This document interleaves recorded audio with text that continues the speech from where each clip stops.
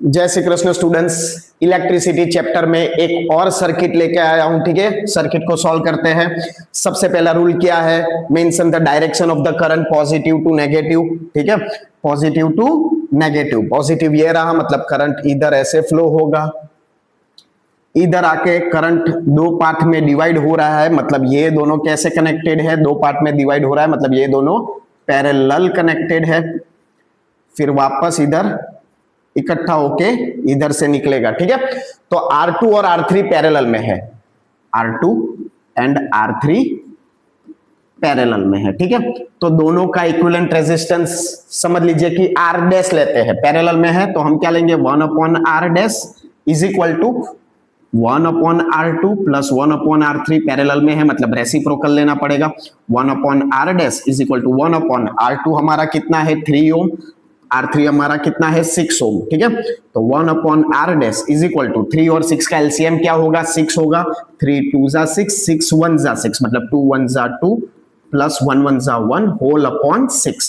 तो 1/R dash is equal to कितना आएगा? 3/6। कटिंग सटिंग कर लो, तो 1/R dash is equal to 1/2, मतलब R डैश कितना आएगा? 2 ओम आएगा। ठीक है, अब ये सर्किट को हम क्या करेंगे? सिंप्लीफाई करेंगे। ये दोनों को मिला के हमको R डैश 2 ओम मिला, तो देखिए सर्किट को मैं सिंप्लीफाई कर देता हूं। प्लस माइनस ये कितना है हमारा? R4 4 ohm. ठीक है, ये हमारा कितना है? 2 ohm. And the most important thing, ये दोनों को मिला के एक इक्विवेलेंट रेजिस्टेंस मिला, और वो कौन सा था? R डैश, तो उसको ले लिया 2 ओम। ठीक है, ये कितना था? R1 2 ओम और ये था R4 4 ओम। ठीक है, now as you mention the direction of current, all these three are connected in series, क्योंकि करंट का पाथ चेंज नहीं हो रहा है, तो R1 R dash and R4 series में है। उनका इक्विवेलेंट रेजिस्टेंस ले लेते हैं, सपोज कि R है, सीरीज में है, मतलब सिंपली प्लस कर देंगे, तो हमारा आंसर क्या आएगा? 2 + 2 प्लस ये कितना है? 4, मतलब पूरे सर्किट का इक्विवेलेंट रेजिस्टेंस कितना आएगा?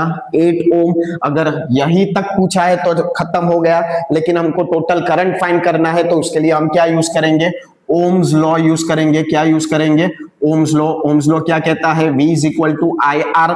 ठीक है, वोल्टेज कितना है? वोल्टेज 24 वोल्ट सर्किट में दिया है। ठीक है, करंट नहीं मालूम है, टोटल रेजिस्टेंस कितना आया?